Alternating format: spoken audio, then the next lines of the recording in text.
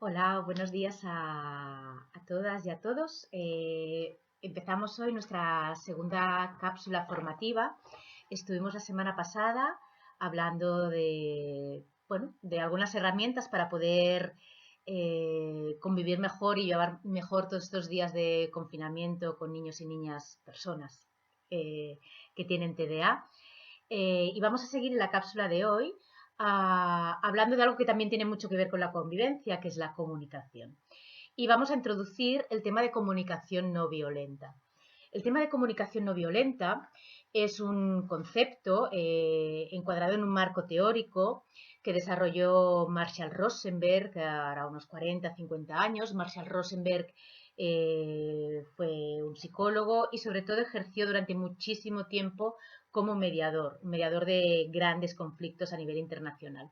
Entonces, bueno, él se dedicó mucho a estudiar cómo funcionaba todo el tema del lenguaje en la comunicación y se dio cuenta de que más allá de las habilidades comunicativas que tengamos o no, muchas veces utilizamos sin querer un lenguaje aparentemente amable, aparentemente cariñoso, pero que crea conflicto y que crea violencia. Entendiendo violencia como dolor, malestar, causar daño, ¿vale? Está claro que normalmente no hablamos utilizando violencia, entendiendo violencia como gritos, insultos o vejaciones, pero que incluso muchas veces en nuestro lenguaje cotidiano, en la convivencia cotidiana, utilizamos el lenguaje o la comunicación de una manera que sin querer acabamos provocando un malestar en el otro, que muchas veces se va a devolver de una manera agresiva, en el sentido de defensiva del otro hacia nosotros. Y esto lo podemos experimentar, bueno, lo podemos experimentar siempre, pero estos días evidente muchísimo más.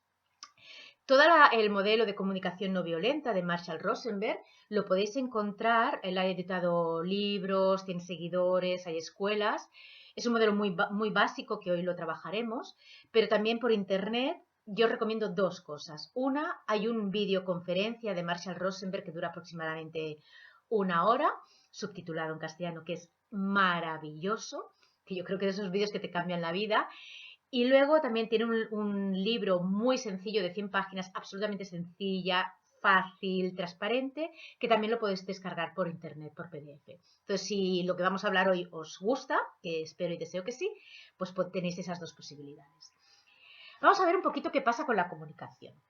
¿Vale? Si pensamos un poco, los grandes problemas de comunicación o los pequeños grandes conflictos no pasan cuando hay cosas importantes en las que dos personas involucradas en esa cosa se sientan y hablan y debaten.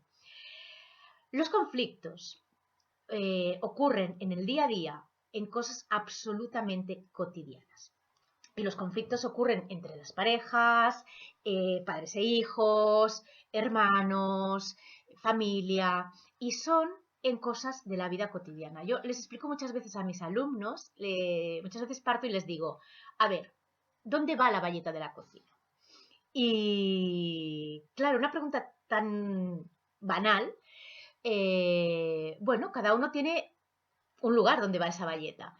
Y ese lugar normalmente está adquirido por una educación que nosotros hemos recibido y unos valores a veces que hemos recibido y que hemos compartido o no con nuestros padres. Entonces, ¿dónde ponía la bayeta de cocina mi madre? ¿Dónde la pongo yo? Y muchas veces, evidentemente, hay cosas tan importantes en la vida que entre todas no me he dedicado a pensar si es el lugar o no. Pero claro, yo pongo la bayeta en la cocina en un lugar que probablemente mi pareja, mi hijo, mi hija, quien sea, no será ese. Y yo hablo mucho de este ejemplo porque recuerdo una vez estando en casa de unos amigos que son pareja y que ella puso la bayeta de la cocina en un sitio, yo estaba hablando con ella en la cocina e inmediatamente llegó él, una pareja que se quieren y se cuidan y cogió la bayeta y ¡pam! La sacó de allí absolutamente enfadado. Entonces, claro, puede parecer una tontería, pero al final son estas pequeñas cosas las que van a crear un conflicto. Un conflicto que vamos a ver cómo lo resolvemos habitualmente, porque habitualmente, ¿qué va a ocurrir delante de una situación de estas? O echar un bufido o el silencio. Y ambas cosas son comunicación violenta. Está claro que echar un bufido es comunicación violenta, pero el silencio, y todos lo sabemos, puede ser tan o más violento que un bufido. Entonces, revisemos cómo nosotros nos comunicamos en las tareas absolutamente cotidianas que están habiendo estos días con nuestra familia. En la bayeta de la cocina, en cómo se pone la mesa, en cómo se hace la cama, en cómo se recoge la habitación, bueno, en todo lo que se nos pueda ocurrir, ¿no? Y que damos por hecho que hay una manera de hacer las cosas que es la nuestra y no contemplamos muchas veces que el otro viene desde de una educación con su manera de hacer las cosas y es tan respetable como la nuestra. Pero cuando empezamos a luchar por quién tiene la razón, es ahí donde no nos vamos a entender. Al final, que yo sepa, ¿no? Al final siempre acabo diciendo que yo sepa no hay ningún sitio donde esté escrito donde tiene que ir la bayeta de la cocina. Cada uno decide en función de sus necesidades e intereses dónde tiene que ir eso. Y estas cosas de la vida cotidiana no nos llevan a otro lugar más que la que tener que hablar las cosas. Hoy vamos a ver cómo vamos a hablar esas cosas. Vamos a pensar cómo lo hacemos habitualmente y vamos a ver cómo lo hacemos, cómo lo deberíamos hacer para que la armonía fluyera un poquito más. Vuelvo a decir algo que creo que ya dije la semana pasada. Estamos en días de confinamiento, llevamos muchos, estamos todos nerviosos, los niños están nerviosos, nosotros estamos nerviosos, tenemos preocupaciones. Entonces, sobre todo, más allá de estas píldoras que os demos o de estas cápsulas, yo creo que lo que requerimos todos es mucha paciencia y mucha tolerancia con nosotros mismos y con los demás. Y algo que sí dije la semana pasada, pensemos muy bien qué es importante y qué no es importante. Tenemos que convivir 24 horas. Entonces vamos a tomar la vida con un poco de más calma. Algo en relación a que introduce muy bien Marshall Rosenberg en la comunicación no violenta es un poco revisar de dónde venimos, ¿no? Y revisar un poco esas tradiciones que se transmiten a través de la cultura y que nos hacen que normalmente polaricemos las cosas, ¿no? Las personas polarizamos las cosas como lo que está bien y lo que está mal, lo correcto, lo incorrecto, lo que se debe hacer, lo que no se debe hacer, ¿no? Y en función de esa polarización que nos viene de una tradición de muchísimos años, ¿no? Y que tiene que ver con también con nuestra religión, desde el aspecto de vista de la religión como un hecho cultural, no como un hecho de creencia, nos ha enseñado que lo bueno es premiado y lo malo es castigado. Y si nos ponemos a pensar, muchas veces funcionamos así. Cuando un niño hace algo bueno le premiamos, cuando hace algo malo le castigamos. Cuando un trabajador consigue un objetivo le damos un premio, unas vacaciones, más dinero. Cuando no lo consigue lo relegamos a una posición más baja o de alguna manera con ese silencio tan dañino.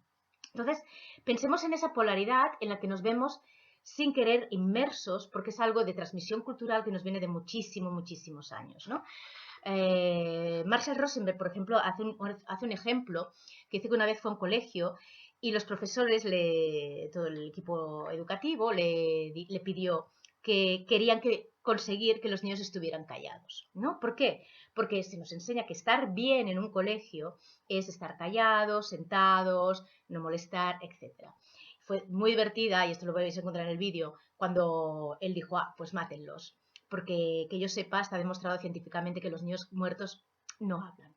Algo así, ¿no? Entonces, evidentemente es una respuesta muy extremista, pero revisemos cómo en la mayoría de cosas nos movemos así. Y nos movemos así por unos imperativos que nos vienen culturalmente, pero también familiarmente, de lo correcto y lo incorrecto. Y en esa premisa nos manejamos y manejamos la relación con el otro. Y eso es importante tenerlo en cuenta para revisar qué es correcto y qué no es correcto. Y salir un poco de esos estándares y pensar que, bueno, hay distintas maneras de hacer las cosas. Y que a veces el logro no es el objetivo. Que a veces el objetivo, y eso creo que muchos lo hablamos, es el esfuerzo, ¿no? El intento y la actitud de llegar hacia ahí. Todo esto con la comunicación, ¿a dónde nos lleva? A tener un lenguaje muy intolerante. Nos movemos muy bien en los consejos a los demás, ¿no? Alguien tiene un problema y le damos un consejo. Bueno, igual probablemente esa persona no nos ha pedido consejo y probablemente ese consejo que yo le esté dando no necesariamente es un consejo que le va a ir bien a esta persona con su manera de ser, de entender la vida y de funcionar. Les decimos a nuestros hijos lo que tienen que hacer. Bueno, desde la obligación, desde el poder, desde la autoridad y desde la utilización del poder y la autoridad en la comunicación sigue siendo un lenguaje violento. Entonces, evidentemente, como padres tenemos unas responsabilidades y que tienen que ver con la educación de nuestros hijos, pero no siempre van a tener que ver con lo que tienen que hacer o cómo lo tienen que hacer, ¿no? ¿Cuántas veces estamos con un niño que se pone a estudiar y nosotros validamos si esa mesa de estudio está bien puesta o no? Si le sobran lápices, si le faltan lápices, si porque no tiene una regla, si porque no tiene una luz, si porque... Bueno, habrá factores que tendrán que ver tal vez con una parte más de salud, ¿no? Si el niño ve o no ve bien. Pero el resto de cosas increpamos muchas veces al niño para decidir cómo tienen que hacerlos. O nosotros decidimos cómo tienen que ir los juguetes recogidos en la habitación. Bueno, lo importante es que estén recogidos, ¿no? Y cada uno tiene sus manías. Y enseñamos al niño y le pedimos que lo haga exactamente como nosotros le decimos. ¿Qué estamos haciendo con esto con el niño? Darle muy poca autonomía de reflexión y pensamiento. Entonces el niño nos obedece y aprende a recoger los juguetes como un imperativo impuesto por los padres. No desarrolla la necesidad de que si yo recojo los juguetes tengo más espacio en la habitación para moverme, mis juguetes estarán mejor cuidados. Entonces, bueno, hay que ver todo esto. Cuando alguien no hace algo como nosotros queremos que esté hecho, lo que hacemos es reprocharle que lo ha hecho mal, ¿no? Como lo de la varita de la cocina. Bueno, ni mal ni bien. Muchas veces es ni mal ni bien. Cada uno hace las cosas a su manera. El tema es que si vivimos juntos, lo que vamos a tener es que ponernos de acuerdo, pero no defender nuestra postura por encima de las otras. Otra cosa importante, y sobre todo de cara a los padres, entendamos, ¿no?, que los límites son necesarios. Probablemente haremos otro vídeo la semana que viene o la otra, donde hablaremos de hábitos, límites y rutinas, y podremos ver que límites como tal hay muy pocos. Y los límites, como aquello que es de obligado cumplimiento y no discutible y no negociable, son muy pocos. Habitualmente el resto de cosas no son límites, forman parte de nuestra educación. Y también tendremos que revisarlo. Y con esto lo que os quería llevar es que la ausencia de límites, la permisibilidad con los hijos, también es una comunicación violenta. ¿Por qué? Porque el niño necesita un encuadre, necesita saber qué límites no puede pasar.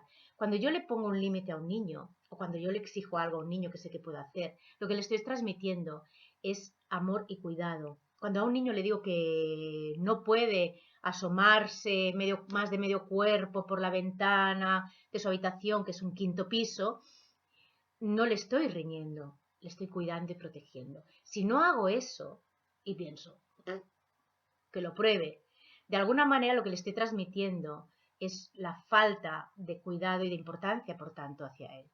Entonces, pensemos que muchas veces ser demasiado flexibles en determinadas cosas, por ejemplo, que tienen que ver con la salud y con la integridad, es también una comunicación violenta. A partir de aquí, ¿qué es la comunicación no violenta? La comunicación no violenta simplemente es una técnica súper sencilla, sencilla, que es muy fácil de aplicar y que tiene que ver con salir del discurso tú para entrar en el discurso yo. ¿Cuántas veces cuando hablamos las cosas es porque tú has hecho, porque tú no me has dicho, porque tú no has hecho, porque tú no sé qué, no sé cuántos? Cuando lanzamos este tipo de mensajes, ¿qué conseguimos del otro? Ponerse a la defensiva. Pensemos, la comunicación no violenta lo único que nos va a llevar a que el mensaje que nosotros emitamos no sea interpretado ni como una crítica, ni como un juicio, ni como un reproche, ni como una culpabilización, ni como un diagnóstico. Eres un vago. Entonces, vamos a intentar expresar nuestro malestar, aquello que no nos ha gustado del otro, que ha hecho el otro. Espero que sin que en nuestra comunicación el otro pueda entender que le estoy criticando, que le estoy culpando de lo que ha pasado, que le estoy enjuiciando, has hecho bien o has hecho mal, desde una postura de poder, o que lo estoy dictaminando como una manera de ser inamovible.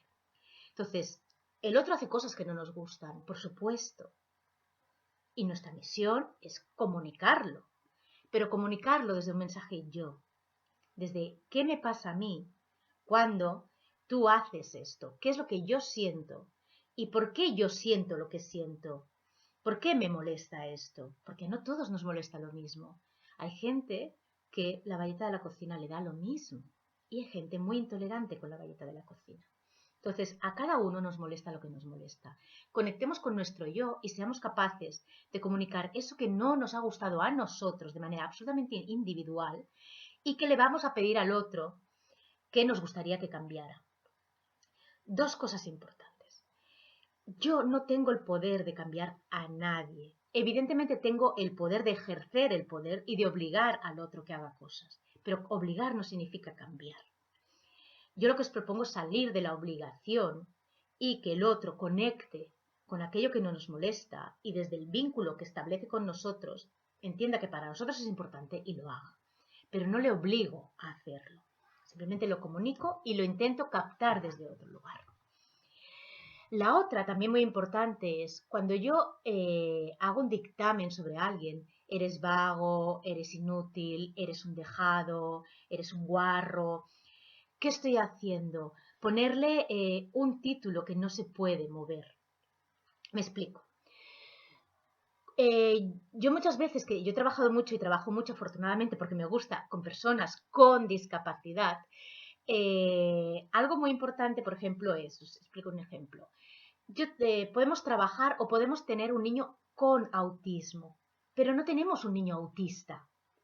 Tenemos un niño que en muchas cosas, pues es un niño como el resto de niños y tiene una peculiaridad, que es que tiene un trastorno y ese trastorno se llama autismo o TEA o trastorno del espectro autista. Pero el niño no es autista, porque si el niño es autista, con esto bloqueamos la posibilidad de hacer ningún cambio. En el terreno más de nosotros, yo soy morena, ¿vale? Yo nunca seré rubia. Puedo mostrarme rubia si me tiño el pelo, pero soy morena y este hecho, que es un ser, no lo puedo cambiar. Si yo atribuyo un ser a una característica de otra persona y normalmente ese ser es negativo, ¿qué le estoy transmitiendo? Que es así, que no hay nada que él pueda hacer, con lo cual él va a tener que convivir con esto y yo voy a tener que sufrirlo toda la vida. Entonces, intentemos salir de estas cosas tan estructurales que de una forma muy intangible le transmiten al otro que no hay nada que hacer. Entonces, si yo tengo un hijo que lleva 3 días, que es un adolescente hormonado, y lleva 3 días sin ducharse, puedo decirle que es un guarro, o puedo decirle que hace 3 días que no se ducha y que el olor corporal que tiene a mí me empieza a resultar desagradable. Y que estaría bien que por un tema de salud, de convivencia, pues se duchara.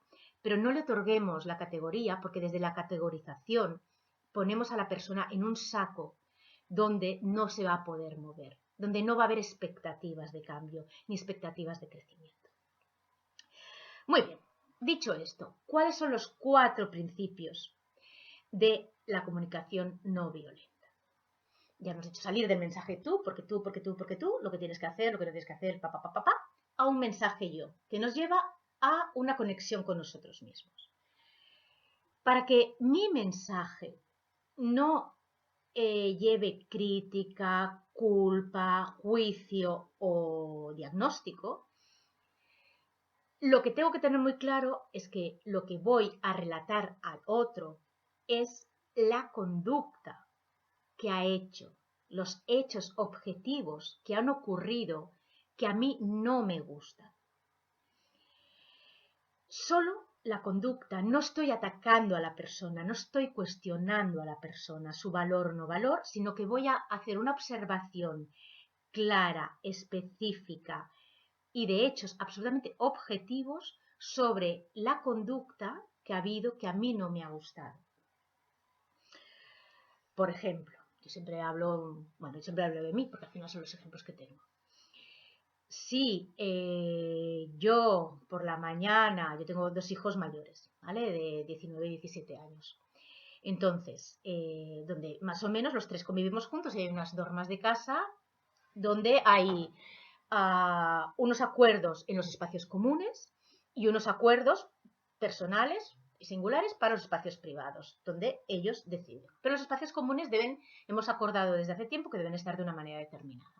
Si yo por la mañana me levanto, como pasó una vez que iba, una mañana que iba a dar un curso, me levanto y todas las luces de la casa están encendidas desde la noche anterior, porque mi hijo se ha quedado jugando a la Play y le ha entrado el sueño y ha dejado la tele encendida, la luz del salón, la del pasillo, la de la cocina porque ha bebido un vaso de agua, le ha entrado hambre a última hora. Tengo dos opciones. La primera, que es la que me vino, subir como una energúmena a la habitación de mi hijo y decirle que es un desastre, que es un dejado, que mal lo hace siempre, que parece mentira, con la de que a veces hablamos. ¿Qué voy a conseguir con esto? Evidentemente que el otro se sienta muy culpable, porque los hechos son los hechos, se sienta muy criticado y muy desvalorado. O puedo apagar las luces, que es lo que hice, porque también intento... y cuando lo vi al mediodía, decirle, ven, que quiero hablar contigo. Hoy me he levantado y he visto que estaba esta luz, esta y esta, estaban abiertas. Y como fuiste la última persona que te acostaste, probablemente llevan abiertas desde el momento, ¿no? Desde entonces. Punto. Hechos objetivos, sin crítica, sin culpa, sin enjuiciamiento al otro. Estos son los hechos. A mí no me molesta que él juegue a la Play. Lo que me molesta es que tenga las luces encendidas. ¿Por qué? Porque básicamente eso es un gasto que pago yo y que hace que pues, tenga que trabajar más para pagar más luz. Entonces los hechos son estos. A mí no me molesta él. Lo que me molesta es que las luces estén consumiendo toda la noche, porque es muy poco ecológico y porque es un gasto energético innecesario. Este es el primer paso de la comunicación no violenta. Hechos objetivos. ¿Qué ha hecho el otro que no me gusta? Segundo, ¿cómo me siento yo cuando eso ocurre? Cuando mi hijo, ¿no? ¿no? Cuando las luces quedan encendidas toda la noche, yo siento pues frustración. Porque por un lado pienso, jolín, ¿no? Siento que yo eso tengo que esforzarme mucho para trabajar y poder ganar el dinero necesario para pagar todo esto. Y también siento una frustración también por un tema eso de ecología, de, ostras, qué consumo energético, ¿no? A nivel de consumo de planeta. Entonces siento frustración y también siento frustración por, bueno, pensar que eso, que igual esa transmisión de valores no ha estado del todo bien transmitida por mi parte. Porque si el otro no lo ha entendido, la responsable de la comunicación soy yo. ¿Entendéis? Entonces, cuando yo intento transmitir el valor de la ecología y el valor de, de la economía, yo tengo que asegurarme que esos valores están bien transmitidos a mis hijos. Si ellos no los tienen o no los siguen, mientras estén bajo nuestro mismo techo, es porque algo yo no estoy haciendo bien, ¿eh? No nos confundamos.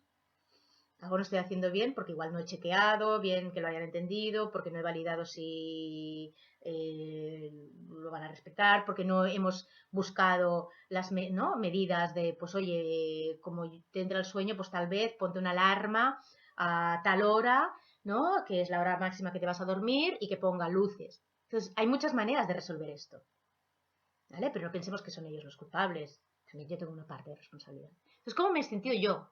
Entonces yo conecto con mis sentimientos y con mis emociones. Luego, ¿qué necesidad no cubierta esta persona, en este caso mi hijo, no ha tenido en cuenta?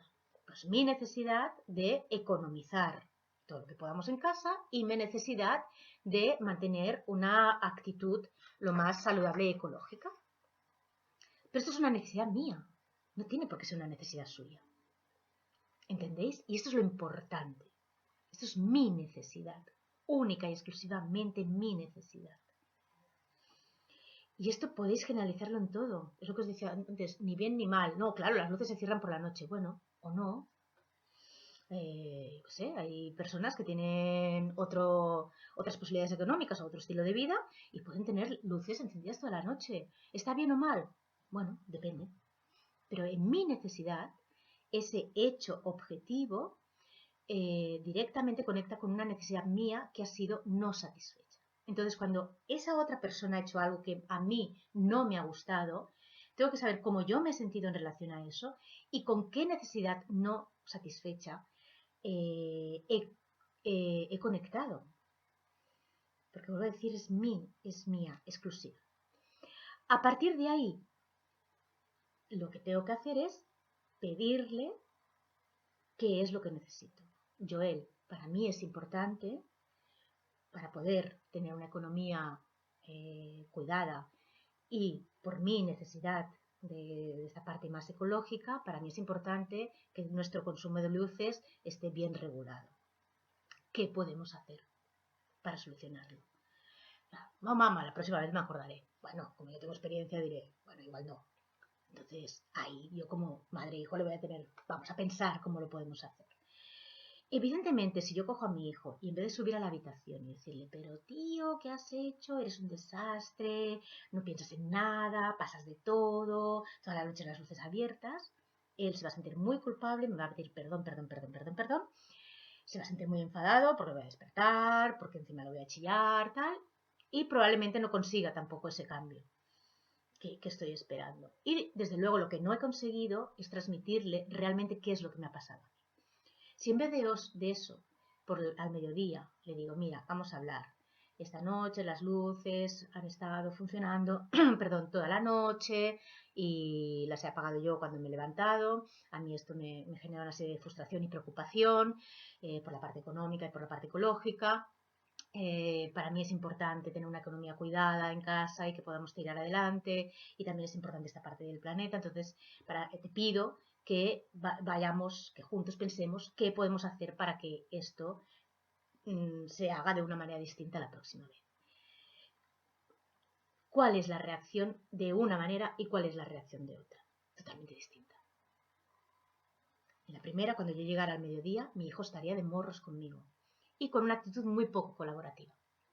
En la segunda, donde yo no le estoy culpando, ni le estoy criticando, ni le estoy juzgando, ni le estoy etiquetando, seguramente habrá una comprensión y una conexión, que es lo que pretende la comunicación no violenta. Conecta conmigo, conecta con lo que a mí me pasa. Olvídate de ti, no tiene que ver contigo, tiene que ver conmigo.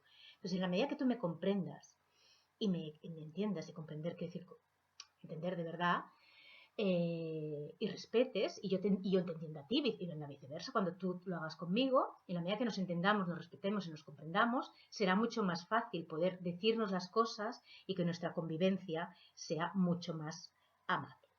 Al final, se trata de acompañarnos con calidez. Este es el secreto, no hay más. Os he hecho una cápsula muy breve. Esto daría para muchísimo y para muchísimo análisis, pero de alguna manera lo único que pretendía es poder despertar y poder hacer que os podáis cuestionar cómo nos comunicamos habitualmente, desde estas premisas polarizadas, lo bueno, lo malo, lo correcto, lo incorrecto, mi verdad, tu verdad, desde este mensaje tú que inviste al otro de crítica, de culpa, de juicio, que tengamos claro que mis necesidades son solo mías y mi forma de entender la vida es solo mía y que en la medida en que convivo con otras personas voy a tener que llegar a acuerdos y para eso voy a tener que comunicarme de una manera en que el otro esté accesible a esa comunicación y por tanto pueda responder positivamente a esto, que los silencios son muy agresivos, que la ausencia de límites son muy agresivas y por último os cuento una anécdota que también, pues yo creo que los ejemplos ayudan. Marshall contaba en una entrevista, ¿no? Que una mujer que él tenía en uno de sus cursos le decía, bueno, ¿y usted qué es lo que le ocurre? Dice que mi marido no me quiere. Bueno, entonces analizando esto, decía, pero ¿qué quiere decir que no le quiere? ¿O qué es lo que usted querría? Y la mujer le dice, esto da igual hombre o mujer, no quiero entrar en topicazos. Y le dice, bueno, pues yo quiero que él me lea el pensamiento y sepa lo que yo necesito en cada momento. Que él sepa cómo yo quiero ordenada la cocina, que él sepa todas esas cosas que para mí son importantes y que las pueda leer en mi pensamiento y las pueda hacer. Si no lo hace, quiere decir que no está suficientemente pendiente de mí y no me quiere. Jolín, qué injusto, ¿no? Nadie lee el pensamiento de nadie, que yo sepa.